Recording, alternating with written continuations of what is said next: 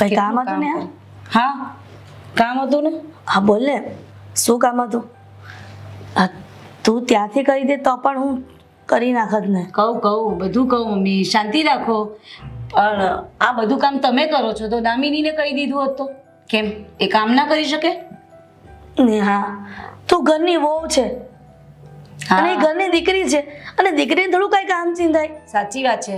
વહુ તો ઠેકો લઈને આવેલી ને, પિયરમાંથી આવી ત્યારે લખાવીને આવેલી હતી. તમે લખાણ કરાવ્યા હતા કે અહીંયા આવે ને એટલે વહુએ જ બધું કામ કરવાનું. દીકરીને ખાટલેથી પાટલે ને પાટલેથી ખાટલે. સાસુ એવું જ ગોતી આપજો ને. નેહા, એવી કોઈ વાત જ નથી. આ વારંવાર તું મારી દીકરીને કોઈ પણ વાતની વચ્ચે શું કામ લાવે છે? તમારી દીકરી નથી એ. દીકરી નથી એટલે એ અમારી જ દીકરી રહેશે ને, આ ઘરની જ દીકરી રહેશે ને, કાયમ રહેવાની છે. જો મમ્મી, એમાં કોઈ પણ ના પાડશે ને એ ક્યારે સ્વીકારવામાં નહીં આવે. જો મમ્મી, જે સત્ય છે ને એ તમારા કહેવાથી બદલાઈ નહીં જશે, સમજ્યા?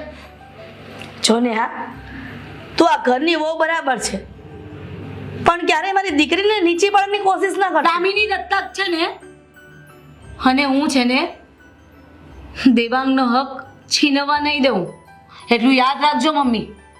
હા, તમે લોકોએ અમને લોકોને અજાણ રાખ્યા. અરે હું તો માનો કે પારકી હતી, પણ તમે તમારા દીકરાને પણ અજાણ રાખ્યો. તમારા દીકરાનો હક તમે આને આપવા માંગો છો જે દત્તક લઈને આવ્યો. જો ને, હા, જે હોય તે, પણ તારે આ વાત કર નથી થતી. બીજું કઈ કામ હોય ને તો મને કે. શું કામ નહીં કરું આ વાત? શું લાગે છે તમારી? મને તો કંઈક બીજું જ લાગે છે કે. નેહા, શું વાત કરી રહી છે તું? હજુ તમે વાત જ નથી કરી મમ્મી.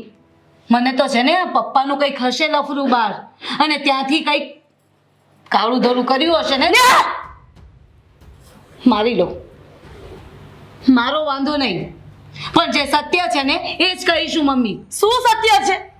એ જ કે દામિની આ ઘરમાં દત્તક છે અને એનો કોઈ જ અધિકાર નથી આ ઘરમાં. હવે તને ખબર પડી જ ગઈ છે ને કે દામિની આ ઘરમાં દત્તક છે તો છે, પણ દામિની આ ઘરની દીકરી રહેશે અને છે.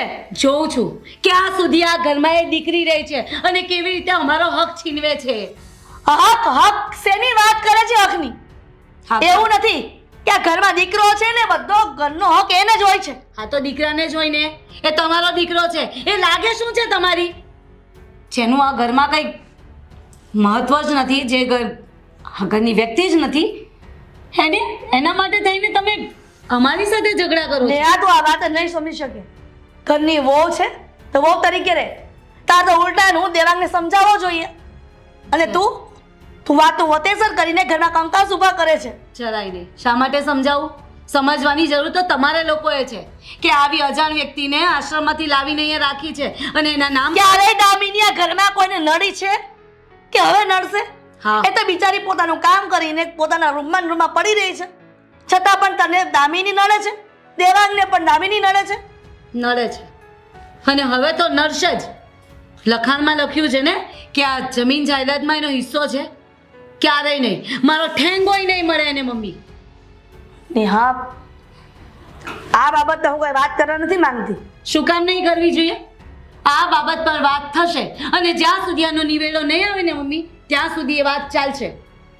એટલે તને હવે નિવેડો લાવવો છે ને? હા, લાવો છે, નહીં તો હું એનો નિવેડો લાવી દઈશ. નેહા, નહીં તો એવું કાંઈ નહીં કરે કે જેનેથી મારી દીકરીને નુકસાન થાય જીવનમાં. તો અમને નુકસાન થાય એવું કરું? અમને નુકસાન થાય એવું મને જરાય નહીં ગમે. અરે પણ સમય જતા બધું ઠીક થઈ જશે નેહા. શું કામ એકને એક વાત લઈને ઘરમાં કંકાસ ઊભા કરો છો તમે બધા? ઠીક થશે નહીં, ઠીક કરવું પડશે, અને એ પણ મારે જ. કારણ કે હું નથી ઈચ્છતી કે દેવાંગનો હક આને મળે. હદ છે. માણસો તો એટલા દયાળુ હોય ને કે દીકરીઓ ન હોય ને તો ઉલટાને દીકરીઓ દત્તક લે છે. બસ બસ મમ્મી. અને તમે લોકો આટલી મોટી દીકરી થઈ અને હજી પણ એમ કહો છો દત્તક છે દત્તક છે, તો શું થઈ ગયું? તો અમારી થોડી છે, તમારી થોડી છે. શું કામ આટલી બધી માથાકૂટ કરો છો? પડતી મૂકો ને, મૂક્યાઓને જ્યાંથી લાવ્યા છો અહીંયા પાછી. એવું તો ક્યારેય નહીં બને. મારી દામિની આ જ ઘરમાં રહેશે. તો જોઉં છું કેટલા દિવસ આ ઘરમાં રહી છે એ પણ.